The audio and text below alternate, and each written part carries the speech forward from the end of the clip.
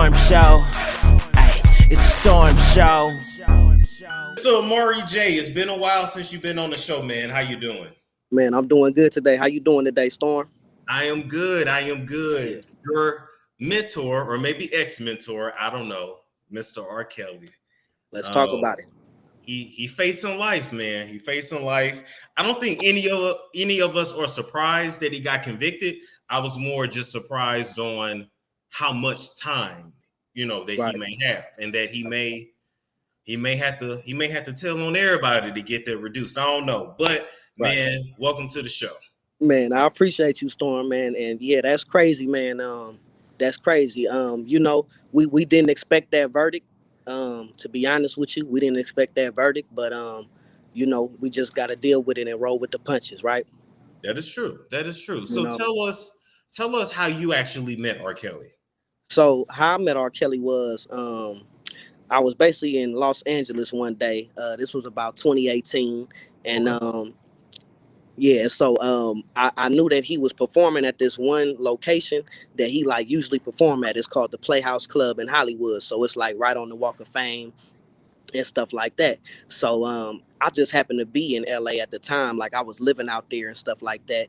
And I heard he was gonna be out there. So me, I get on the grind real quick, and I go circle the whole club and just see how it's running, see how everything going. Okay, people coming through the doors this way, the other people coming through the back that way. So I'm like, okay, he gonna come through the back for sure. So I'm like, yeah. So I'm just waiting, and I remember it was a dude on the side of me, and he was waiting too, and I was waiting. And then so the Benz Sprinter van, the same Benz Sprinter van they always talk about, so that pulled up, and I knew it was him already. You know what I'm saying? I already knew it was him. I was like, that's him right there. I said it to the dude next to me. He looked at me like I was crazy and walked off. and so I'm like, so boom, the Sprinter van stopped. He get out the car. That's him.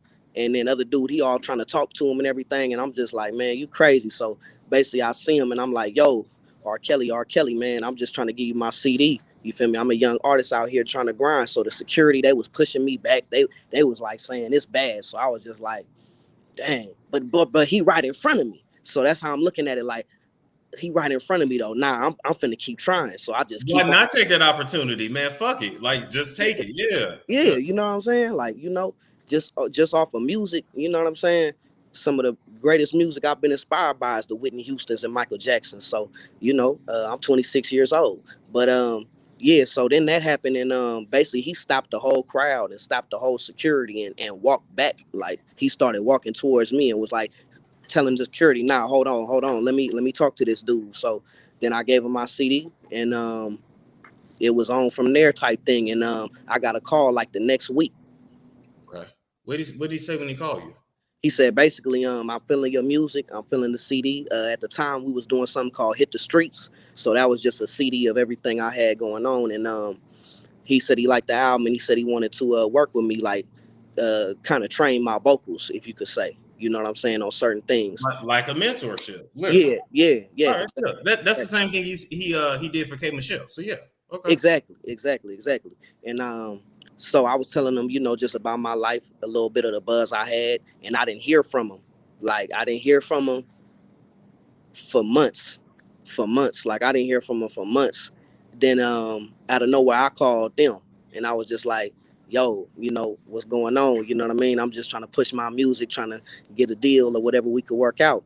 And so they said, we gonna let R.Kelly know. So I'm like, all right, it's all good. Man, I hate when they do that shit though. Yeah, giving me the runaround. Exactly. Yeah. So basically fast forward a little bit more, and it's 2019, and I'm invited to the Playhouse Club in Hollywood again, but this time, and it's in January, and this time I'm invited backstage to just rock with them. So yeah, I'm backstage rocking with them, and AZRIEL up in there, JOYCLEYN up in there, just a whole bunch of stuff was going on. It was a real crazy night. And now, how many girls did you see with him? Was it just those two, or a bunch of women around him? It was a bunch of other women, just in backstage. Period. You know what I'm saying? It was just a lot of women backstage. Period. But I ain't gonna say like he brought all them women back there. Like they was just kind of already back there. It was hella, you know what I'm saying? Like it was people backstage, but like he had his own dressing room for sure. But like, yeah, it was kind But of like you saw Azriel and you saw Joycelyn. Did they look like they were in any kind of danger or anything like that? nah, man, they didn't look like there was any danger at all. I had conversations with both of them. What was they talking about? Well, Joycelyn, I had a good conversation with her, just basically about relationships and stuff. I was going through something at the time.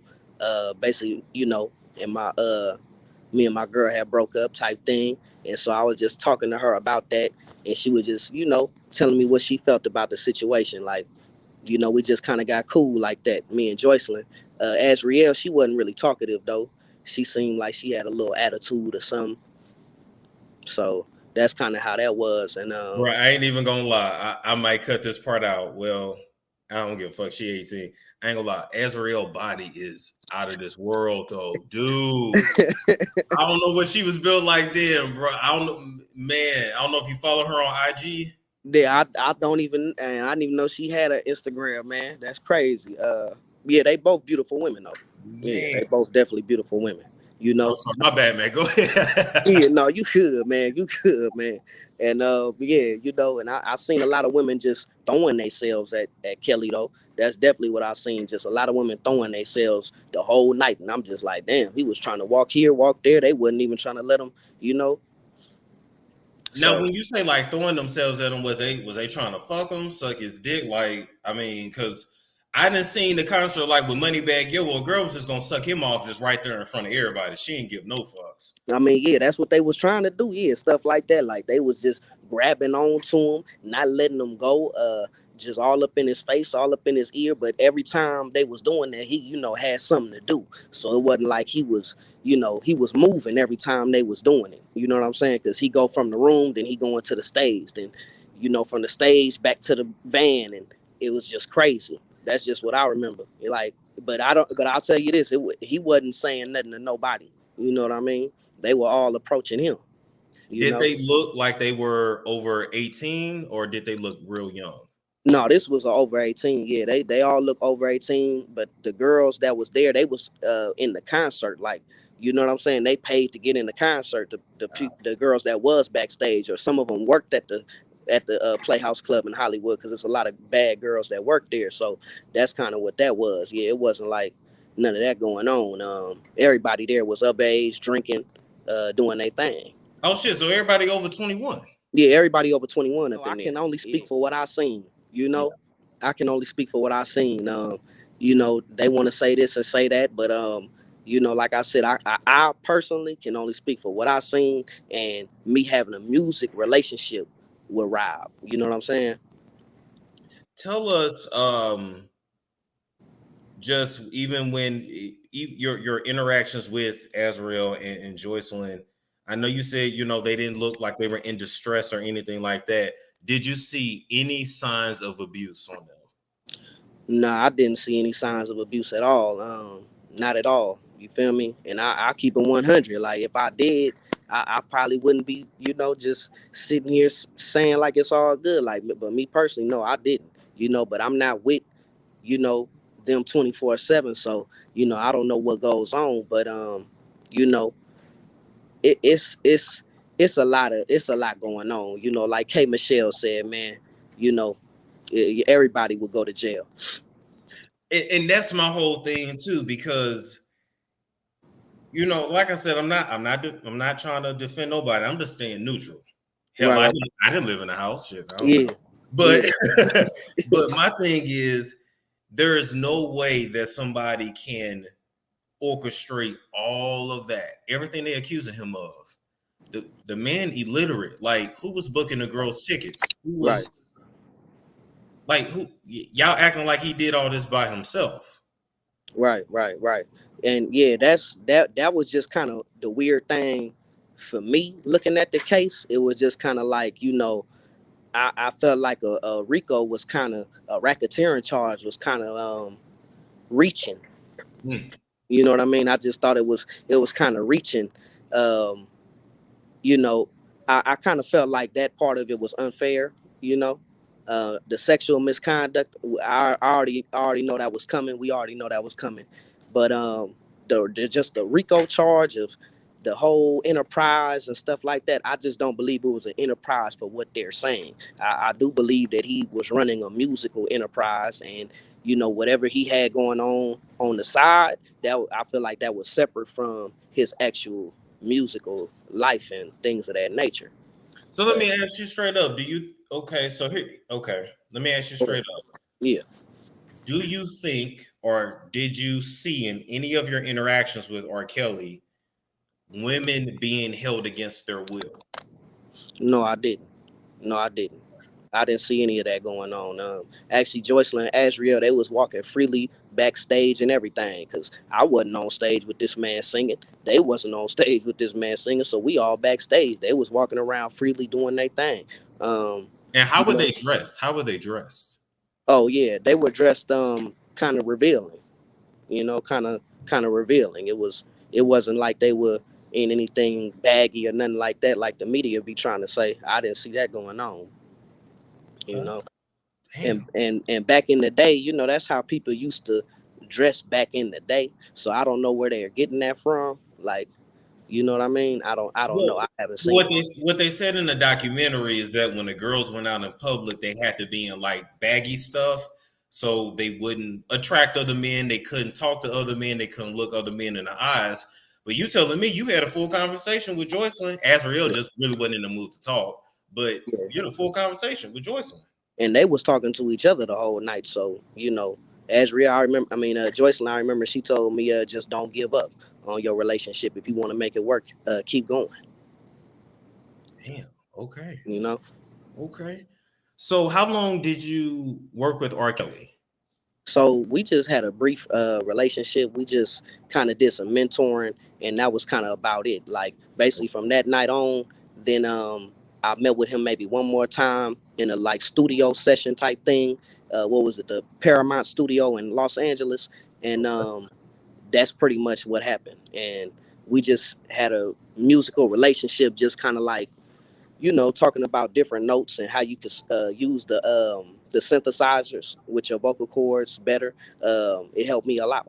You feel me? So especially with the auto tune, that was something, because you have to be able to hit the notes with the auto tune to make them sound right. So it's like he kind of taught me how to do that by singing, because the rappers, they just do it in their regular voice, like, but we singing, so it's like, yeah, makes you sense. know what I mean? Yeah, makes sense. Just like he taught K Michelle literally like how to write and how to make sure you account for every word that you're singing. So the man was a musical genius. I'm at the end of the day, the man's the king of R&B. You ain't gotta like him, but that right, who else do it better than R.Kelly? He can turn anything into a song.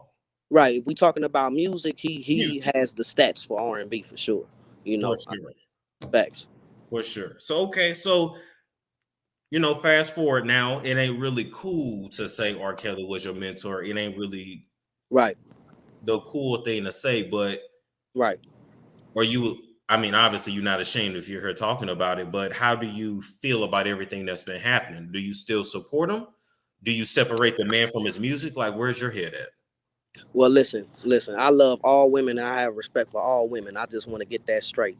And how I feel about R. Kelly has nothing to do with how I feel about women, black women, or anything of that nature. Like I said, I had a musical relationship with this man, and that's where it stands at. Do I believe what's going on is fair or not? I don't believe that the whole verdict is fair, but we were prepared for that. People knew that was gonna happen. People knew that was gonna happen. So, he had a horrible defense team. I just want to say that the defense team, that they were horrible. Kanik or whatever the people's names were, I don't even know. He should have never let Steven Greenberg off of that case, because once he let him go, he didn't have a fighting chance. Okay. Because he really had his back. You don't let go of people that had your back, that's been defending you from the day one, since the Gayle King interview, since. That's where people fuck up. I hate to say it though, but you can look at a bunch of entertainers and it'll be like the ones that be with them when they rise, they be like, oh fuck it, I want a whole new team or whatever. And right. and then go down the drain. And like I said, I'm just here stating facts, and I'm just here, mediating how I feel and my working relationship with R.Kelly. I'm not defending this man, nor am I saying that he, is guilty or not guilty. I'm not God. I didn't see what he did. You know what I mean? It's a lot of allegations out there. Do I feel like it's to the extent that they're saying? Some of them I don't. But that's just my personal opinion, just like how people are talking all day about their personal opinions on him. So I'm just speaking up. Right. I'm just speaking up on my personal opinion. And, I know I'm going to get some bad publicity for this. I know that a lot of people are going to say this and say that. But at the end of the day, everybody deserves a second chance at redemption. And I strongly believe that everybody has a chance at redemption, and everybody needs rehabilitation. That he does, because here's the thing too, and people always overlook this part. R.Kelly was a victim of molestation anyway from the time he was a kid, so Right. he never got help for that. So Right. I hate to say it, he was damaged from the time he was a kid. It's just sad. It's a sad Right. life. Yeah, sad it is. life and a sad existence. And I want to say this too. I truly feel and I know this is kind of saying a lot, but I feel like if his mom didn't die before he became famous, and he kept some of them people around him from day one in Chicago that he grew up with, I think things would have been way different. Well, of course, because the people that know you, they know you. Right. So, it's one thing. See, the world know you as R.Kelly, but your people know you as Rob. So Rob, stop with that bullshit. They gon' it's different. It's different. You got a good point. You got a good exactly. Point. I'm just saying, and I just see, some people, they're only influenced by one person. Like, I have an uncle, he'll only listen to his mama. Can't nobody tell him nothing else but his mama. The only person that he may, listen to and change how he's moving about certain things. Get what I'm saying? So some people, they always got that one person. And for R.Kelly, that was his mother. And losing her so early before he even got famous, it wasn't even no chance for him, really. Mentally, I'll say, like, to have somebody there for you that, you know what I mean? Yeah, no, I feel you. Influence. No accountability, and at that point, he just didn't give a fuck, really. You get what I'm saying? Yeah. So let me ask you this: the things that R.Kelly are being accused of, how prevalent is that in the music industry? It's very prevalent in the music industry in a way. I feel like a lot of people have things like that going on. I don't know to the extent, like I said, where we talking about people locked up and all this type of stuff. I didn't see none of that going on. But it does go on in Hollywood, New York, anywhere in the entertainment industry. It's definitely corruption. It's definitely corruption going on, and it's men and women being sexually abused every day in the entertainment world.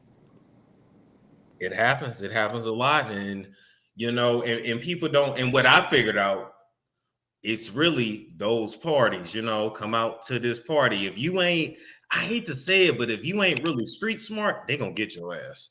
Oh, they gonna get you. Definitely. They gonna get you. They gonna get you. You gonna fall for the shit. You gonna get too drunk. You gonna, it's just you can't really move in this game by yourself. Right. Unless you like really street smart and you like you see bullshit before it's coming. But if you some kid from Iowa, right, you out of LA and your eyes are big and you fucked. It's fucked. over. It's over. It's over. And basically I just want to say the last thing I did do was give my album to R.Kelly called Introduction to R&B Thug, and that was the last album I gave him, because I gave him my first one, Hit the Streets, gave him my last one. But the next day he posted I'm on my R&B Thug shit. So that was just kind of like, okay, salute, and I never talked to him again. Yeah. But you know what though, even just that brief interaction with him, you were able to learn a lot. And some people meant just to come in your life, teach you something, and then that's it. And that's it. Sometimes it's like that. So Tell us did you have anything else you wanted to let us know about the situation? Well, I just feel like, like I said, the verdict, it is what it is. And, you know, like I said, I really just want to blame the defense team. Like, I'm not here to point fingers and Monday night quarterback, but at the end of the day, we have to look at the facts. And that defense team, they weren't on top of stuff. Let's keep it 100, right? The prosecution took 9 hours for closing arguments. The defense took 3. Well, yeah, then there's that. The prosecution had 45 witnesses. The defense had 5. And shout out Sharon Winbush, because she was saying all that. But that's real. Like, that's real talk. You know what I'm saying? Like, so that's almost as if he was going to prison no matter what.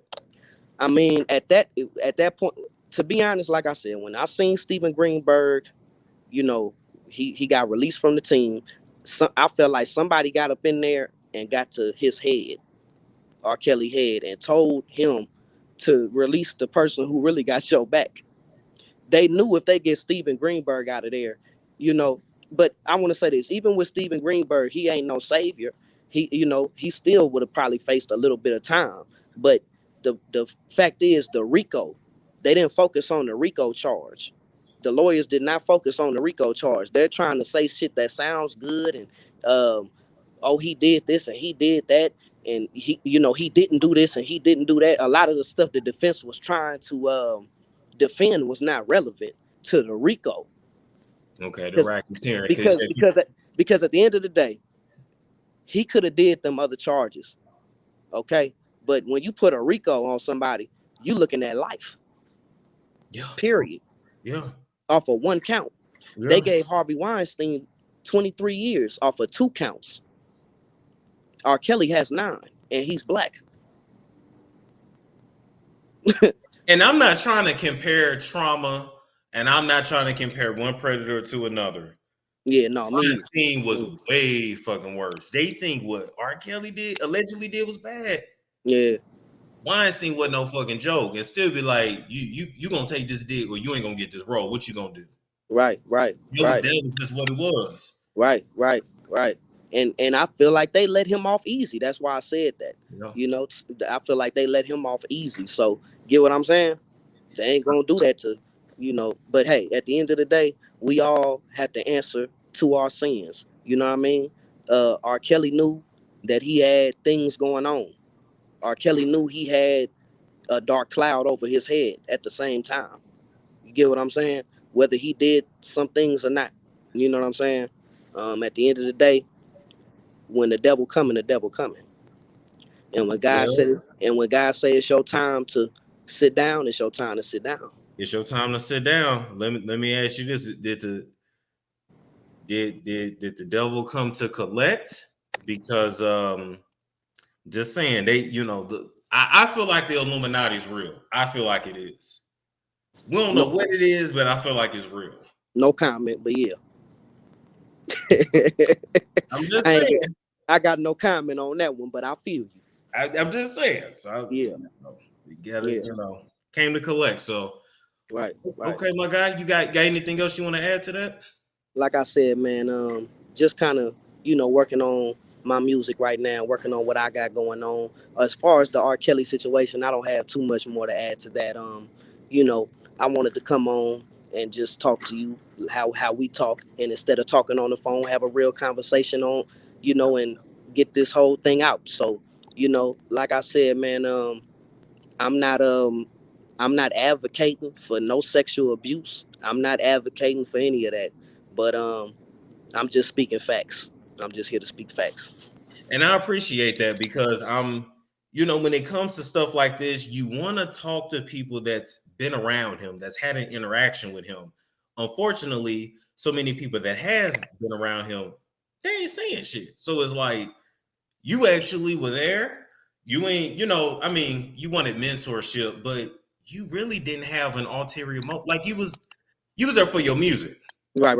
Exactly. And so you weren't trying to, do nothing crazy. So Joycelyn talking to you, Azriel there, R.Kelly doing this thing, changing, performing, out. He's in and out.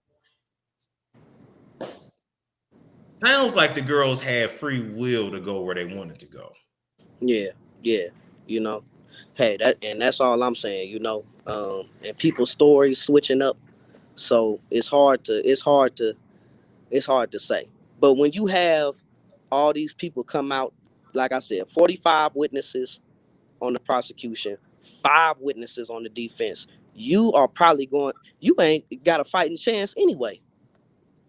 That's 45 people to talk to you and taint the jury's mind. It doesn't even matter at that point. I mean, you got to have. They had a powerful case. You know, that's what I will say.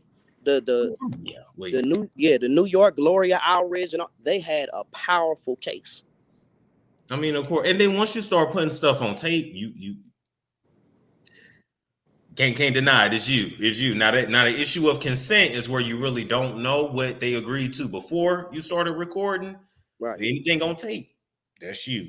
So at the end of the day, I must say I feel personally that let me see. Let me I don't even know if they're gonna be able to see it. I'm gonna draw on this paper.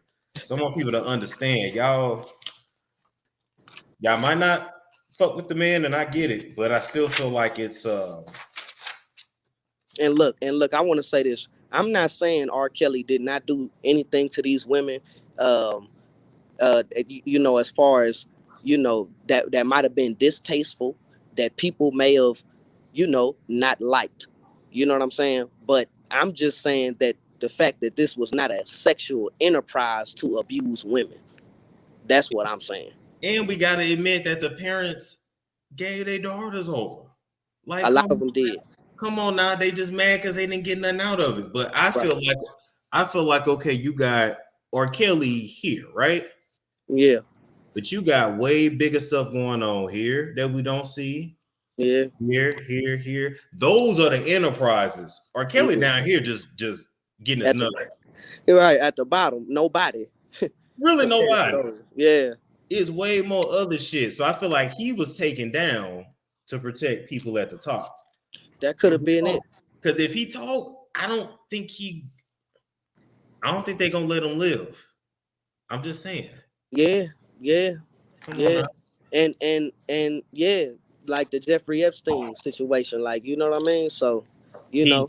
Suicide. Yeah, okay. Yeah. Everybody hang themselves. Yeah, okay. No. But they not gonna do that to R.Kelly. They not gonna let him get out that easy. They'll probably let him sit up in there before they kill him. I don't know, man. I don't know. Because I'm like, R.Kelly got so many relationships with had working relationships with so many people in the industry. He got dirt on everybody. And then I love how everybody like turn a blind eye now, but it's like, but you work with him. Right. You did music with him. I'm gonna be honest with you. And this is gonna say a lot right here, what I'm about to say. I feel like if Whitney Houston was still alive, she would have had his back though. That's my personal opinion. Okay. They had a strong relationship. Him and Michael, but him and Whitney, they was like this. I can see that. Whitney was down to earth anyway. Whitney was real. Like, yeah. She was famous, but she would slap the fuck out you if you disrespected her. Like, she was real. Like, yeah. For real. Yeah. You know, well, I tell you what, man, let the people know where they can go and find you and follow you at. Man, you know what time it is. Lavish Life Mario on Instagram, man. And we just doing it big. Just dropped a new song, Tapped In. Just started the new clothing line. Tapped in clothing. And so we just doing it big, man. And it's a lot of big business ventures coming our way. It's a storm show. Ay, it's a storm show.